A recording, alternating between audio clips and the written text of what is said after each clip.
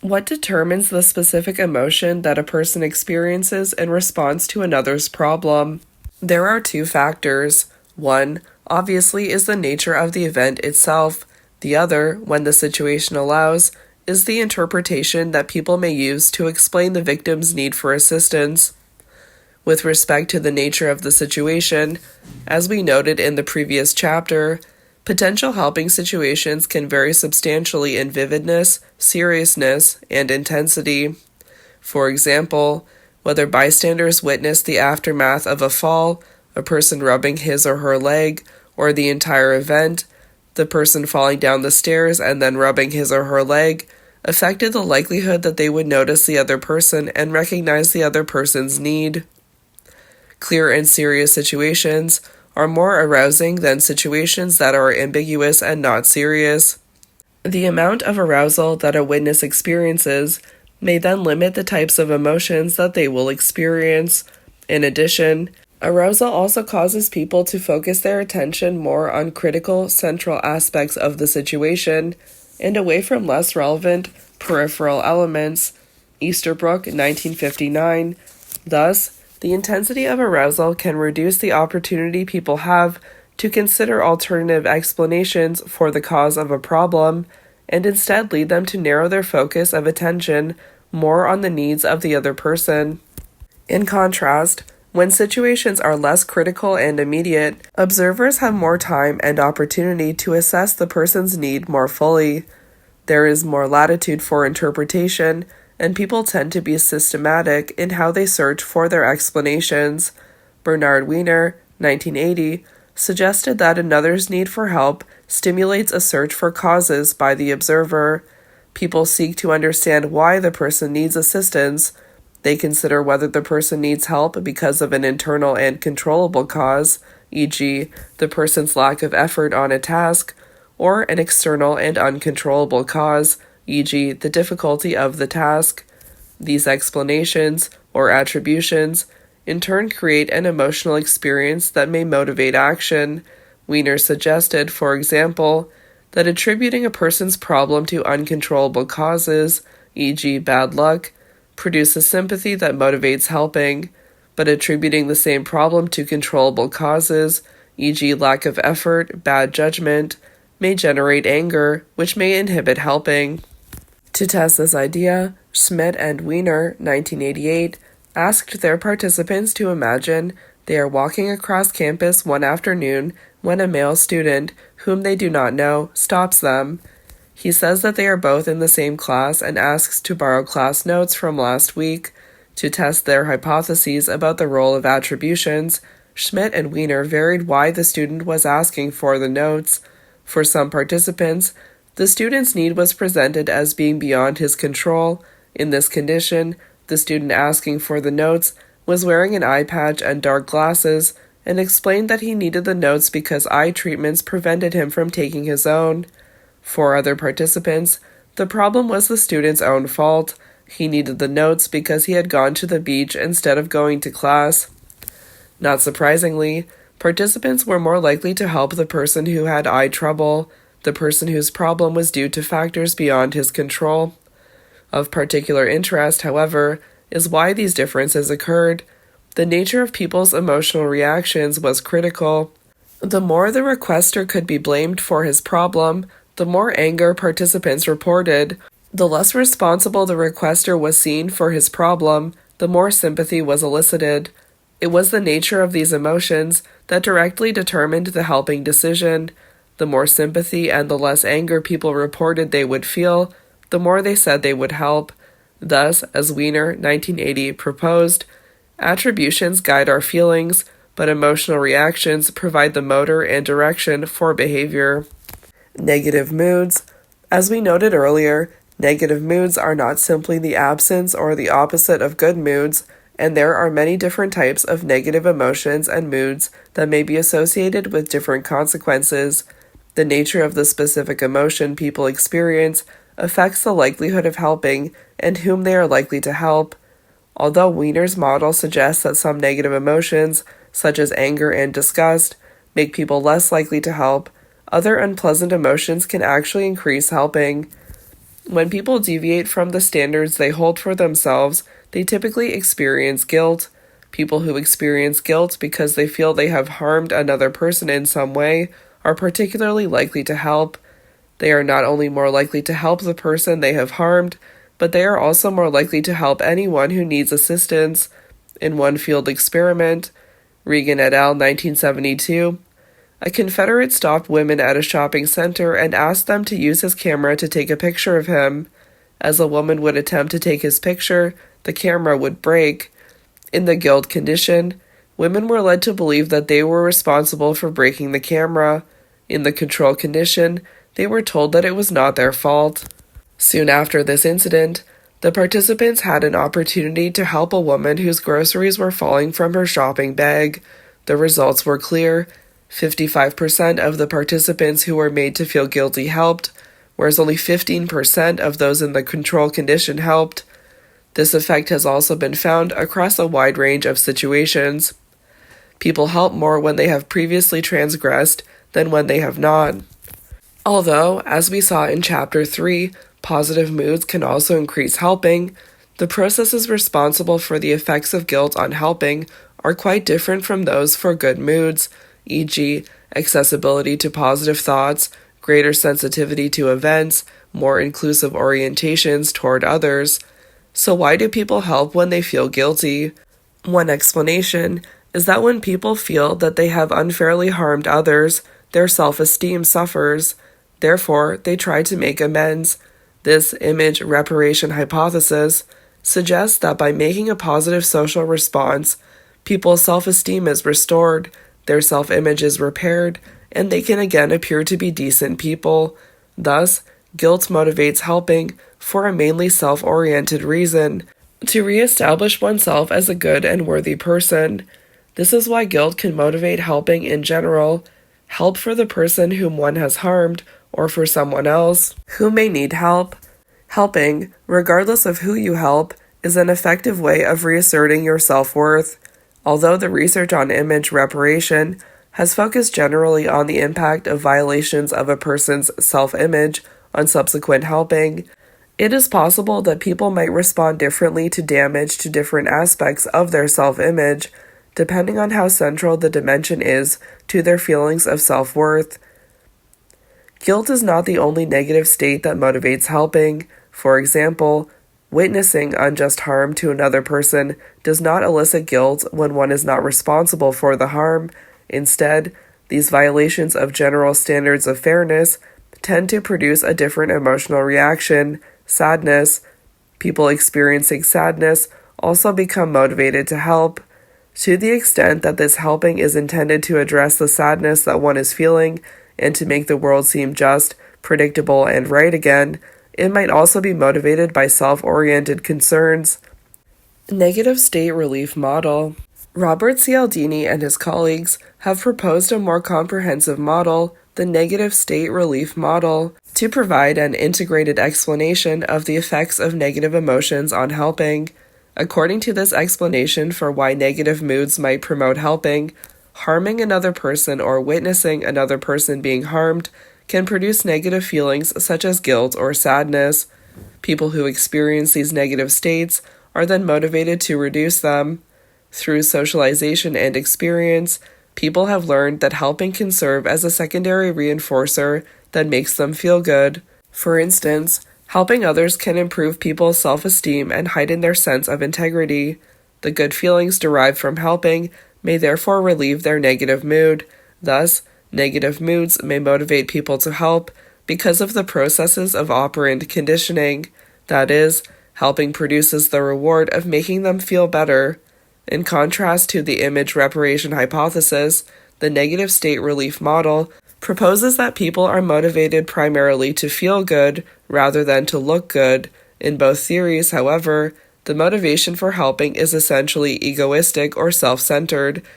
That is, the primary motive for helping another person is that helping improves the helper's own situation. There are three fundamental assumptions in the negative state relief model. First, the negative state that motivates a person to help can originate from a variety of sources. Sadness may be suffered due to one's own experiences, such as the loss of a loved one, failure to achieve a goal, or the deterioration of a relationship. It may be guilt from having personally harmed a person, or sadness from simply observing another person's unfortunate situation. Alternatively, it could come from feelings of guilt from a transgression against an unrelated person, or sadness associated with an entirely different person's problem. All of these emotions, because they are negative experiences, can motivate helping. Of course, helping is just one way that the negative feelings can be eliminated. A second assumption of the negative state relief model is that other events besides helping may be just as effective in making a person feel better. If some other event that improves the potential helper's mood precedes the opportunity to help, the potential helper will no longer be particularly motivated to provide assistance. The negative affective state has already been eliminated. In one of the initial tests of this model, Cialdini and his colleagues, 1973, created feelings of guilt by having participants accidentally ruin a graduate student's thesis data, or feelings of sadness by having them witness another person ruin the data. Some of these participants later experienced a positive event, i.e., received praise for their performance on a maze tracing task. Other participants did not have such a positive experience. Both groups were then offered the chance to provide help to another person. As illustrated in Figure 4.1, guilt and sadness increased helping compared to a neutral mood control group, except among the participants who experienced the positive event, praise. Once these participants' negative moods were relieved by receiving praise, they were no longer highly motivated to help others. Perhaps for similar reasons, people are more helpful as they enter a Catholic church for confession, when presumably they are feeling guilty, than after they leave confession and are presumably absolved of their sins, 1975. Furthermore, simply the anticipation that one's mood will be improved soon is enough to reduce the motivation for helping. If people believe that their mood will improve without them having to do anything, why should they go through the effort of helping someone else to improve their mood? A study by Schaller and Cialdini, 1988, demonstrated this point. They found that people who felt sad helped less when they expected that they would soon be listening to a comedy tape than when they thought the tape would not be funny. Because the comedy tape would lift their spirits, i.e., relieve the negative mood state, there was no longer any personal benefit for helping another person. A third assumption of this model is that negative moods motivate helping only if people believe that their moods can be improved by helping. Negative feelings will not promote helping if people believe these feelings cannot be relieved. Remember, according to the negative state relief model, people are acting out of self-interest. In one study illustrating this point, Manusia et al. 1984, participants were administered a substance, namoxine, actually a placebo, that they were told was a fast-acting memory drug. The experimenters informed some people that the substance had an unusual side effect that would take whatever mood is present and prolong it artificially. So, if you are feeling sad when it takes effect, you will continue to be sad for the next 30 minutes or so, no matter what. The researchers told other people that namoxine had no effects on mood. To create a sad mood, some participants were then asked to reminisce about sad experiences. Two key findings supported the negative state relief model. First, as in previous studies, when participants thought the substance had no side effects, i.e., when they believed that helping could improve their mood, those who felt sad helped more than did participants who were in neutral moods. The second finding was that when people believed that namoxine had frozen their moods, and therefore that helping could not improve their mood, feeling sad did not motivate people to help. According to the negative state relief model, there was no reason for participants to help in the frozen mood condition because it could not make them feel better. The negative state relief model continues to be generally accepted as a viable motivational framework for spontaneous helping and helping in response to direct requests, at least when people experience the specific negative emotions of guilt or sadness. However, depending on the nature of the event associated with a person's need for assistance, people may experience many other emotions as well. We see this in another theory of how emotions affect helping, the arousal cost-reward framework. Figure 4.1 The negative state relief model. People who cause or witness harm are more helpful, except when a positive event, such as praise, relieves these negative feelings before the helping opportunity.